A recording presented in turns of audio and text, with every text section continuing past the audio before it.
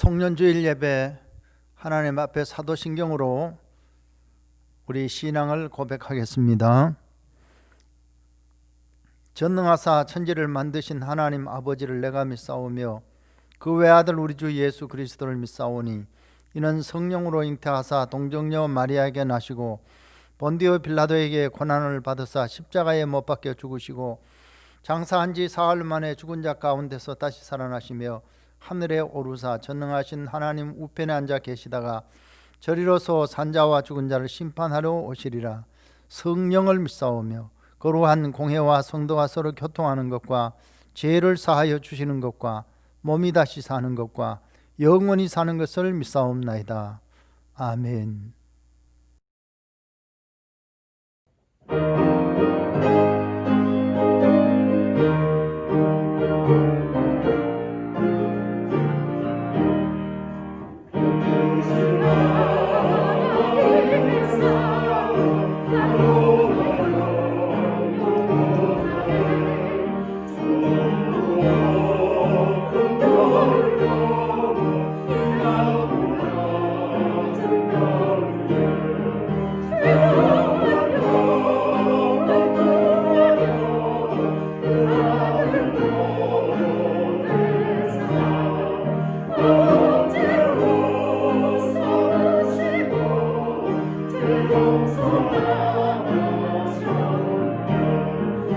Oh,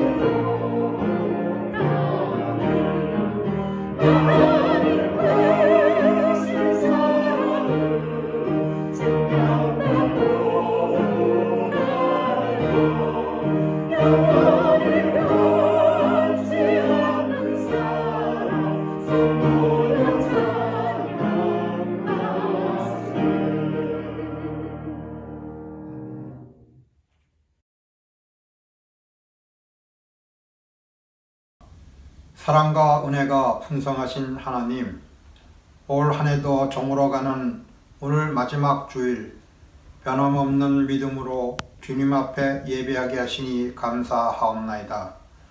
올 한 해를 되돌아보니 코로나19로 말미암아 온 세계가 공포에 휩싸여 많은 사람들이 죽어가고 슬퍼하고 원망하고 아쉬워하였습니다.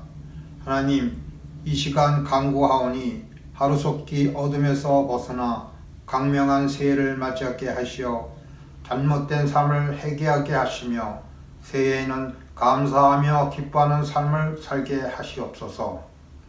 육신의 병으로 고통당하는 성도에게는 건강의 축복을 주시고 믿음이 연약한 성도에게는 굳세고 담대한 믿음을 주시어서 이 시간 모든 것을 해결받고 은혜 받을 시간이 되게 하여 주시옵소서.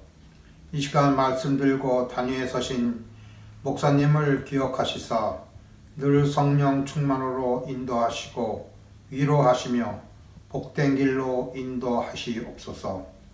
말씀 주시는 귀한 말씀을 저희들은 깨닫는 지혜를 주시며 그 말씀을 삶에서 체험케 하시며 의지하며 감사하는 믿음이 되게 하시옵소서. 찬양으로 영광을 돌리는 성가대의 찬양을 흠양하시고 오늘 예배도 기뻐 받아 주실 것을 믿으며 사랑이 많으신 예수님의 이름으로 기도하옵나이다. 아멘.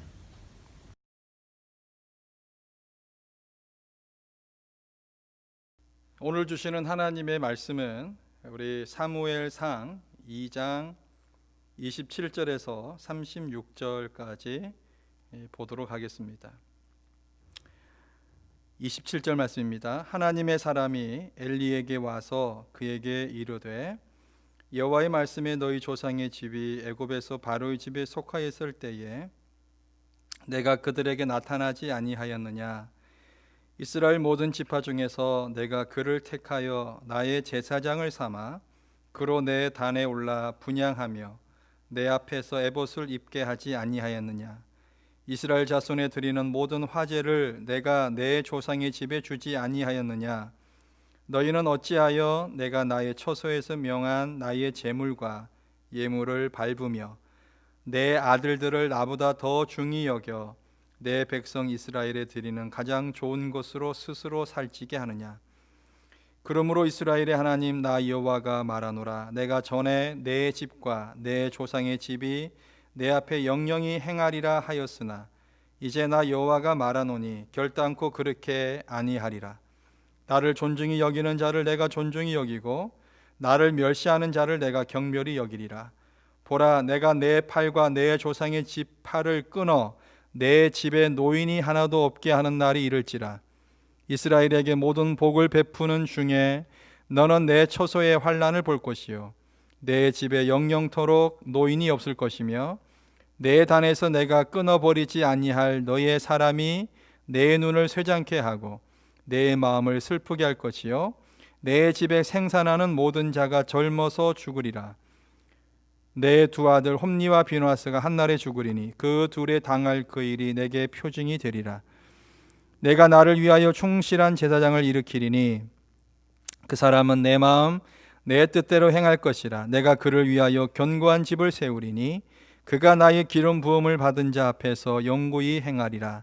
내 집에 남은 사람이 각기 와서 은 한 조각과 떡 한 덩이를 위하여 그에게 엎드려 가로되 청하노니 내게 한 제사장의 직분을 맡겨 나로 떡 조각을 먹게 하소서 하리라 하셨다 하니라. 아멘.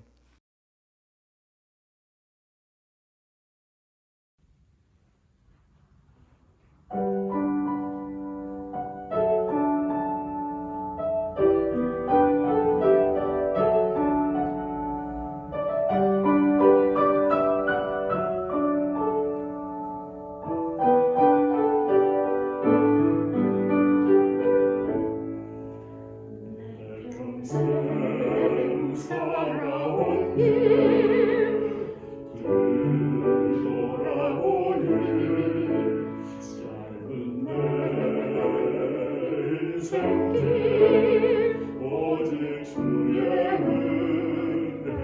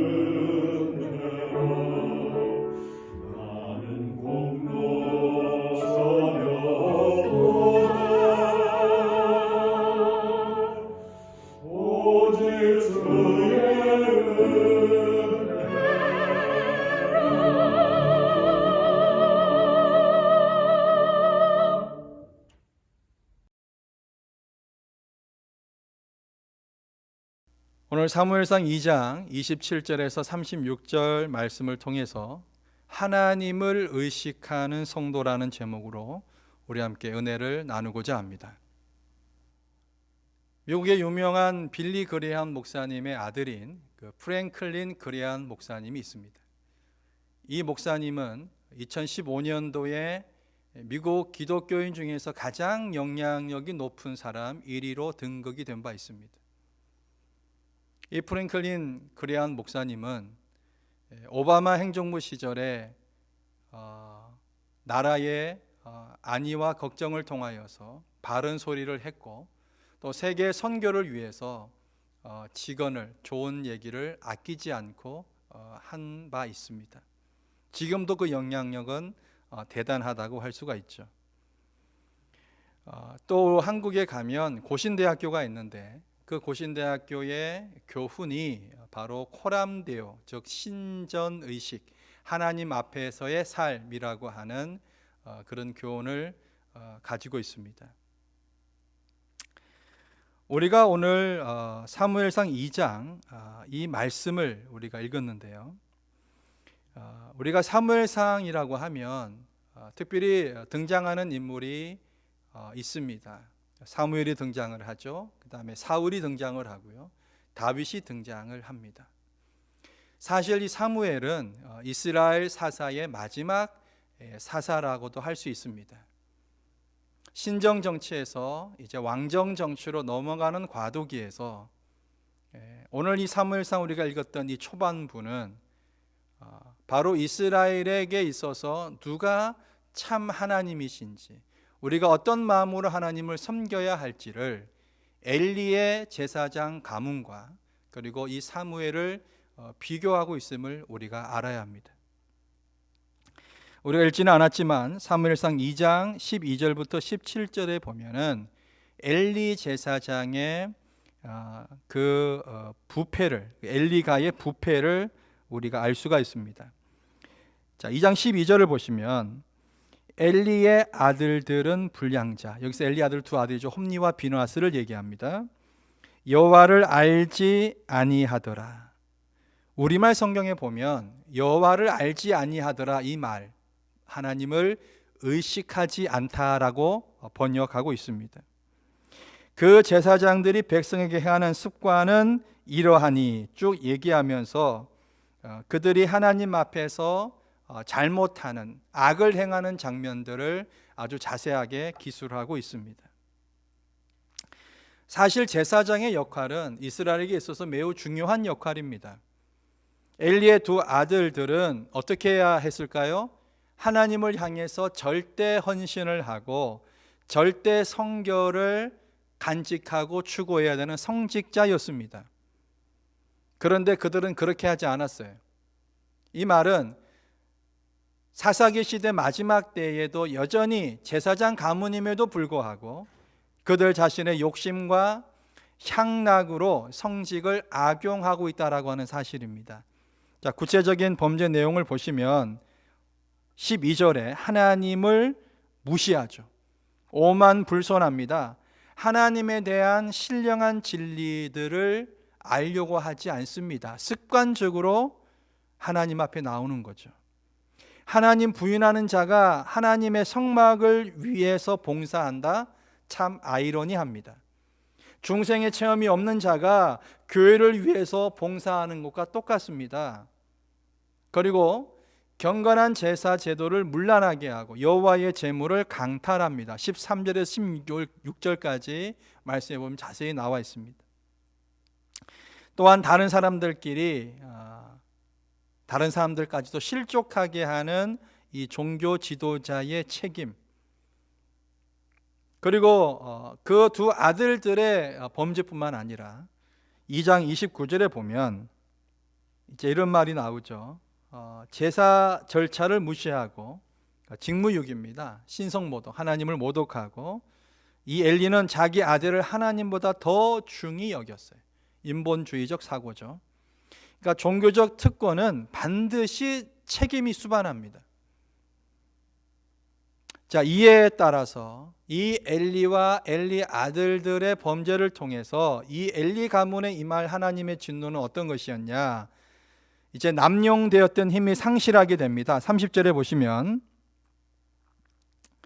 그러므로 이스라엘의 하나님 나 여호와가 말하노라 내가 전에 내 집과 내 조상의 집이 내 앞에 영영히 행하리라 하셨으나 이제 나 여호와가 말하노니 결단코 그렇게 아니하리라 영영히 서지 않겠다고 말씀하시고요. 바로 이어서 나를 존중히 여기는 자를 내가 존중히 여기고, 그러니까 결과적으로 이 엘리와 두 아들들은 하나님을 무시했다는 것입니다. 나를 멸시하는 자를 내가 경멸히 여기리라. 하나님을 멸시했다는 거예요. 엘리 가문의 세력이 꺾여져 버립니다. 또한 31절 33절에 보시면 또 생명이 단축돼요. 노인이 없을 것이다. 하나님을 떠나버린 인간은 허무하죠. 죽음뿐입니다. 이거는 제사장 가문이라고 해도 예외는 아닌 것이죠. 33절에 보니까 번영이 상실되고 슬픔만이 남게 됩니다. 또한 제사장의 직무를 상실하게 됩니다. 즉각 시행되지는 않지만 하루에 두 아들이 함께 죽는 엄청난 비극의 사건도 일어나게 됩니다. 하나님의 영광을 가리워 버렸던 이 엘리 집안은 하나님의 준엄한 경고 아래 철저하게 몰락하고 있다라고 하는 것입니다. 사랑하는 성도 여러분, 우리가 교회에 속해 있고 하나님을 믿고 예수님을 믿는다라고 하지만 이 엘리 가문의 제사장 가정처럼 내 주 예수 그리스도를 진심으로 고백하지 않으면, 또한 그 고백한 것은 내 삶으로 연결하지 않으면 오늘 엘리 집안이 당하고 있는, 또 당할 이 놀라운, 또 어려운, 무서운 이것을 우리도 겪지 않으리라는 법이 없다고 하는 것입니다. 자, 그렇다면 하나님과 친밀한, 하나님을 의식하는 성도의 특징은 무엇이 되어야 할까요? 첫째로는 하나님과의 친밀함을 누려야 합니다. 하나님과의 친밀함. 오늘 여기 나오는 엘리와 두 아들들과 사무엘의 가장 큰 다른 점이 뭔지 아십니까?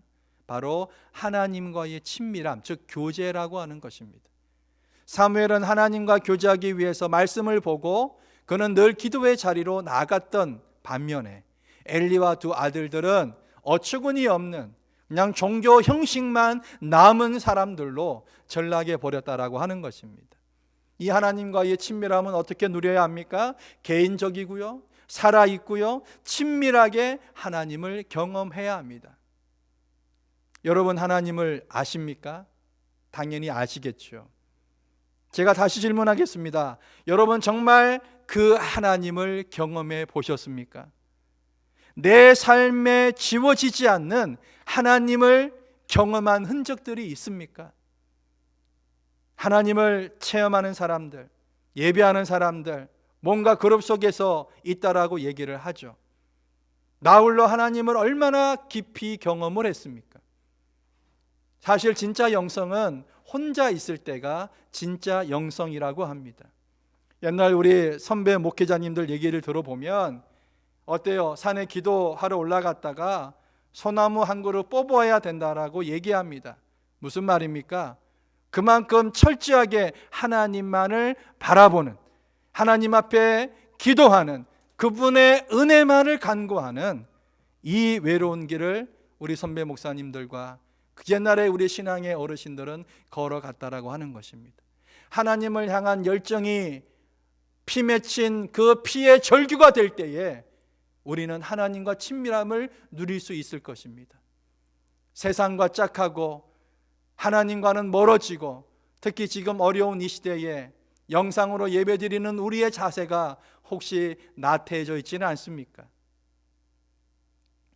우리가 욥을 보면 세상에서 당할 수 있는 거의 모든 고통을 다 가진 사람입니다.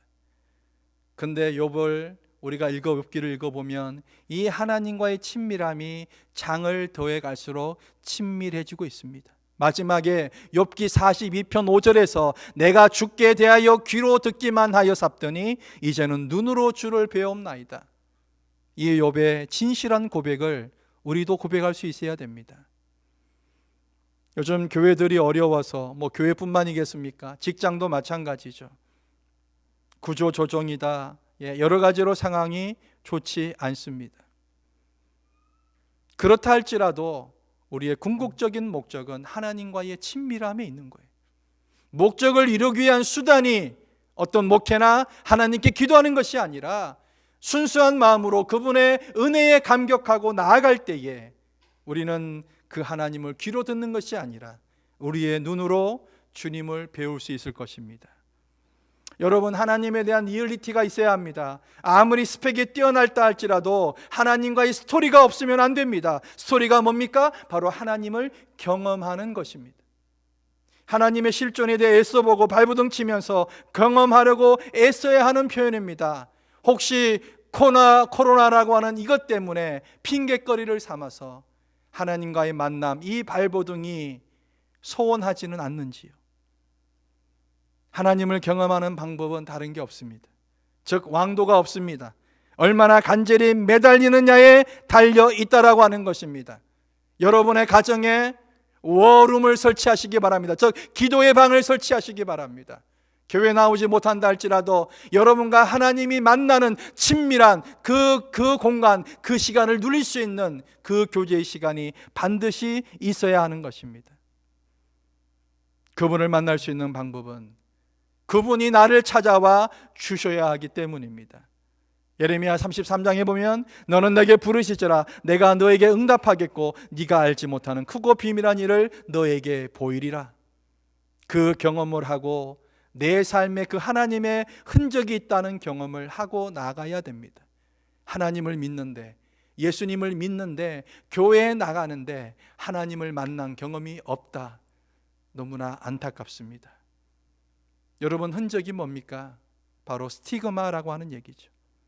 바울이 고백합니다. 이후로는 누구든지 나를 괴롭게 말라. 내가 내 몸에 예수의 흔적을 가졌노라. 즉 예수의 도장이 내 몸에 찍혀 있다라고 하는 것입니다. 스티그마, 말의 불도장 같은 것이죠. 우리는 어떠합니까?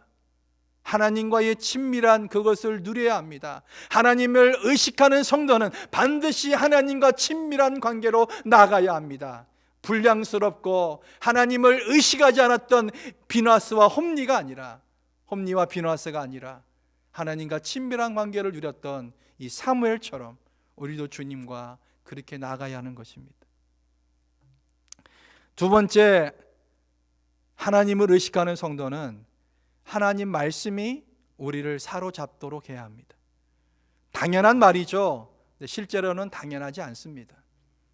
우리가 일주일을 살면서 얼마나 하나님 말씀과 가까이 하고 있는지요.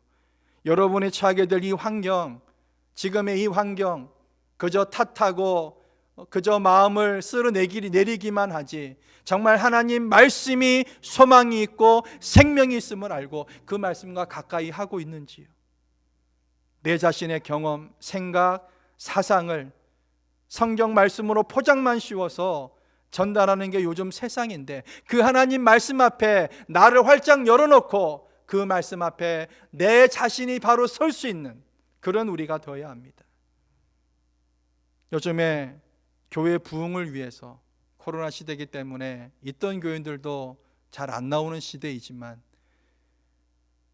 교회 부흥을 위해서 여러 우리 목사님들이, 교육자들이 고민을 많이 합니다. 그래서 어떤 분은 조금이라도 더 나은 스펙을 쌓기 위해서, 그 제가 나쁘다는 얘기가 아니에요. 노력해야 합니다. 어떻게 상담하고 설교할 것인가, 상담학 공부도 하고 설교 연구도 더 많이 하고, 그죠? 그런데 우리가 한 가지 알아야 될 것은 상담을 통해서 그 사람이 회복되는 것이 아니에요. 도움을 줄 수 있지만 인간적인 위로는 한계가 있습니다.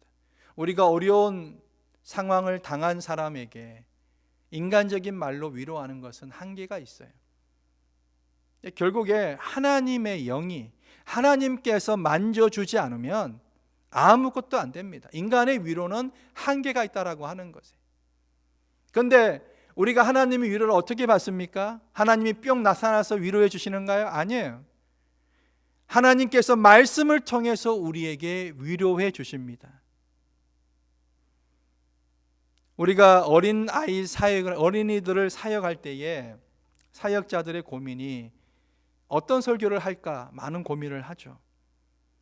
그래서 착한 아이가 되자 메시지를 정합니다. 근데 착한 아이에 대한 자기 경험, 주장 만들 수 있어요. 일찍 자고 일찍 일어나면 된다. 심부름 잘하면 된다. 주일에 교회 잘 가면 된다. 그래서 사무엘이 일찍 잤습니다. 사무엘이 착한 아이입니다. 이렇게 설교하면 됩니까? 아니에요. 우리가 잘 아는 스펄전 목사님이 있습니다. 그날 설교의 성공 여부는 교인들이 내게 정말 큰 은혜를 받았다고 인사하는 것에 있지 않다.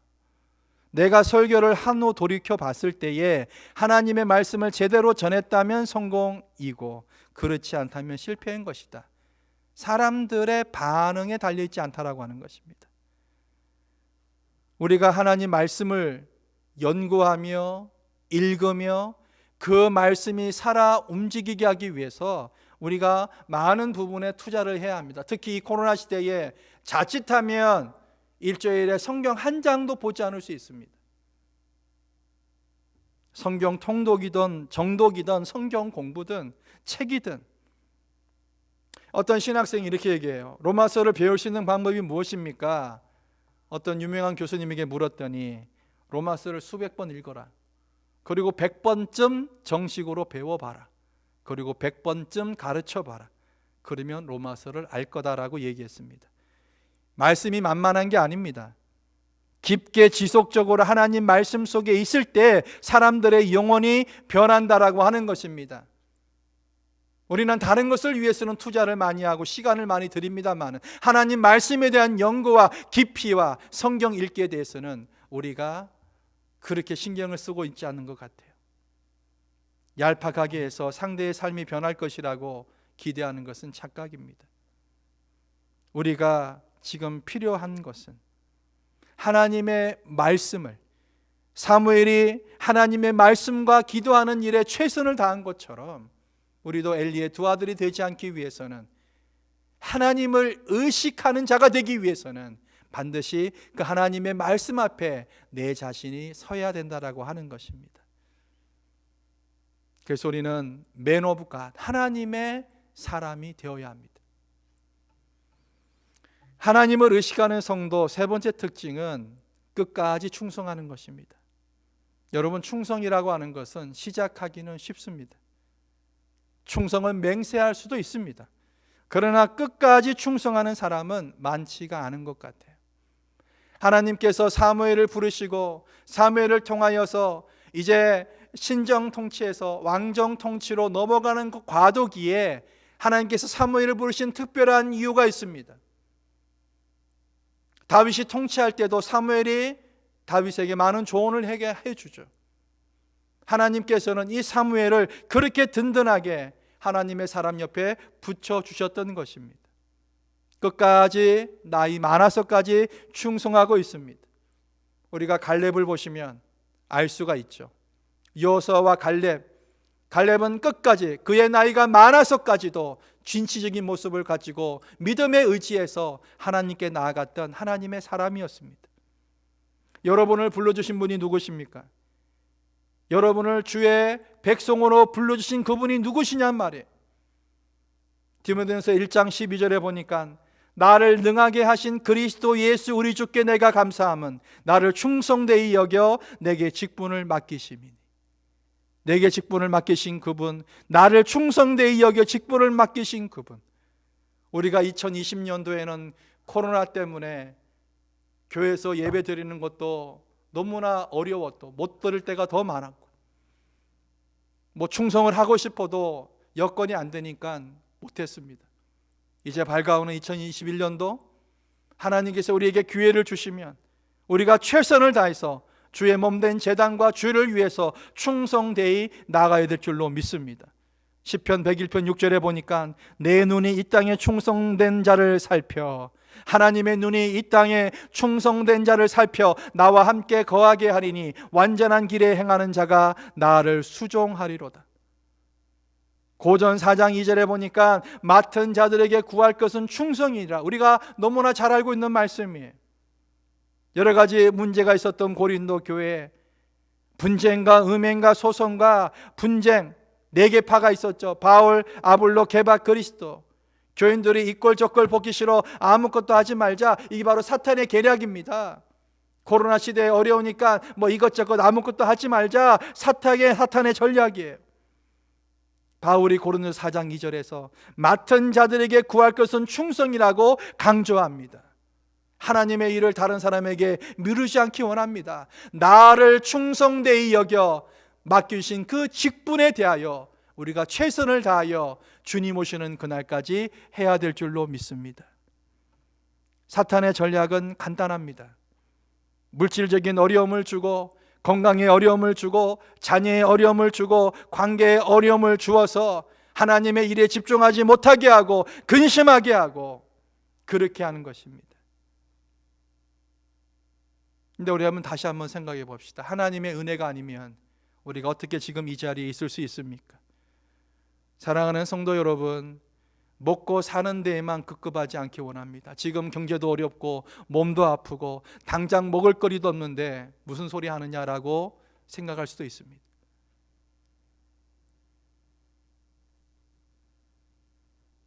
하나님이 은혜 주셔서 지금까지 우리가 죽지 않고 살아있다라고 한다면 우리가 사탄이 주는 이 전략들에 대해서 경계해야 합니다.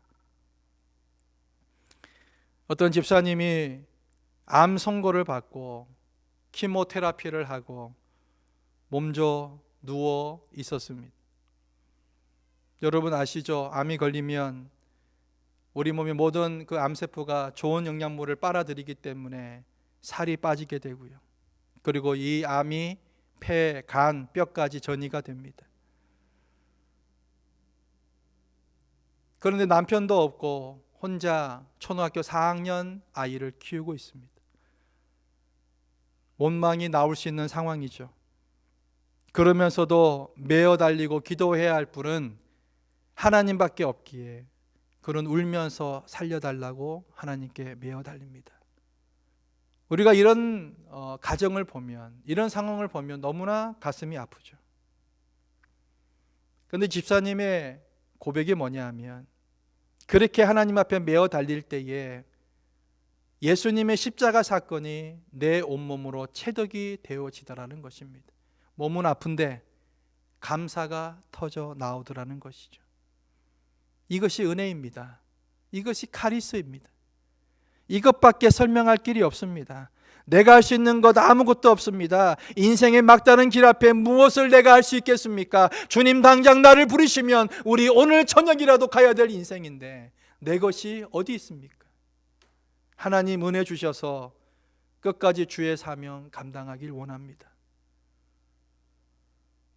제가 아는 어떤 선교사님은 60세까지 본교회에서 최선을 다해서 시무장로님으로 하시다가 이제는 은퇴해서 저기 다른 나라 오지로 선교사님으로 갔습니다.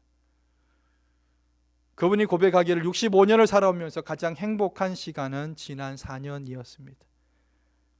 끝까지 주님 부르시는 날까지 충성하겠습니다라고 아주 뿌듯하고 보람된 그 고백을 하는 것을 들을 때에 저도 감동이 되었습니다. 사탄이 예수님을 시험했듯이 떡으로, 세상 부귀 영화로, 허탄한 생명으로 우리를 유혹한다 할지라도 끝까지 충성해야 합니다. 충성하다가 안 하다가 문제가 아니라 내가 하나님의 사람이라고 한다면 당연히 끝까지 주님이 부르시는 그날까지 우리는 충성하며 나아가야 합니다. 사랑하는 성도 여러분, 말씀을 마치겠습니다.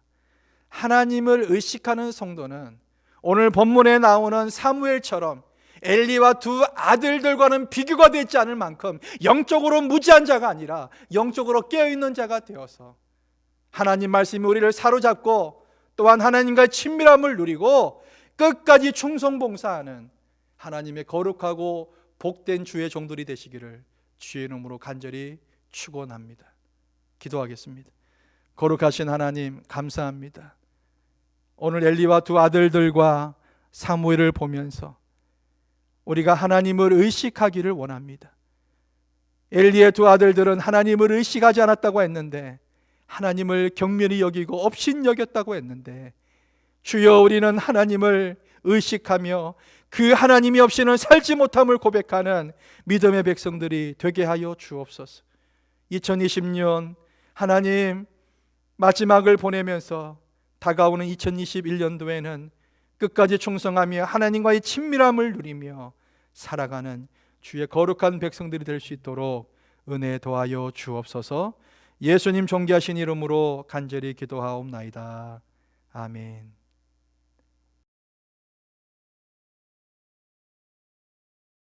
교회 소식입니다. 에벤네셀 하나님, 이 2020년 한 해 동안 참 힘들고 어렵지만은 여기까지 인도해 주신 하나님께 감사드리고 여러분들 교회를 위해서 헌신해 주시고 기도해 주신 것 감사를 드립니다.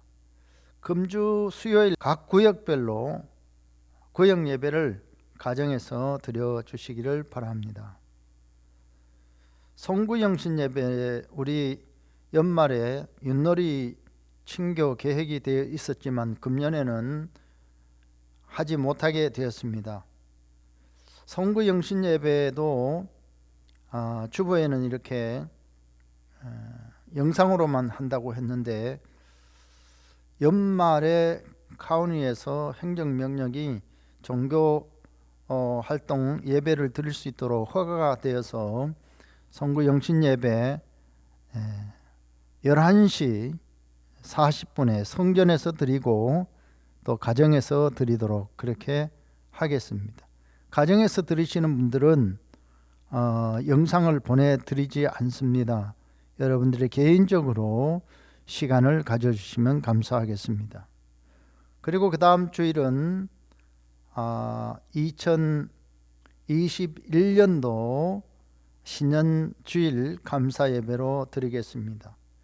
금년도 신년 기도의 새벽 예배는 각 가정에서 여러분들이 가져주시기를 바랍니다. 한 가지 마음 아픈 소식은 우리 정주승 권사님 장남 되시는 고 정헌욱 씨 성도가 하나님의 부르심을 받았습니다. 여러분들이 위로해 주시고 또 아픔을 함께 나누어 주시면 감사하겠습니다.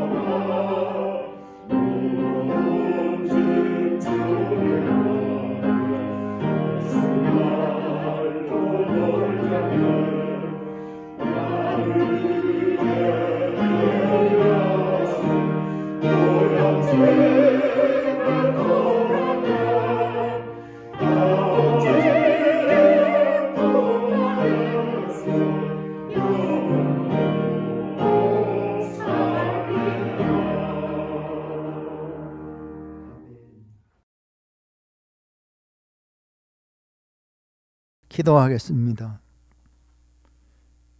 이제는 우리를 죄 가운데서 구속하시고 또 하나님의 귀한 사랑을 나타내서 영원한 생명의 보증이 되어주신 우리 주 예수 그리스도의 크신 은혜와 독생자 예수 그리스도를 우리에게 보내주셔서 끝까지 우리를 사랑하시는 하나님 아버지의 극진하신 사랑과 성령의 감화 감동 충만 역사하심이 한 해를 인도하시고 새해를 출발할 수 있도록 함께 하시는 성령의 놀라운 은총을 기억하면서 새로운 믿음으로 살아가기를 다짐하는 주의 백성들 머리머리 위에 또 가정 위에 하나님의 몸된 교회 위에 이제로부터 영원까지 함께 계실지어다. 아멘.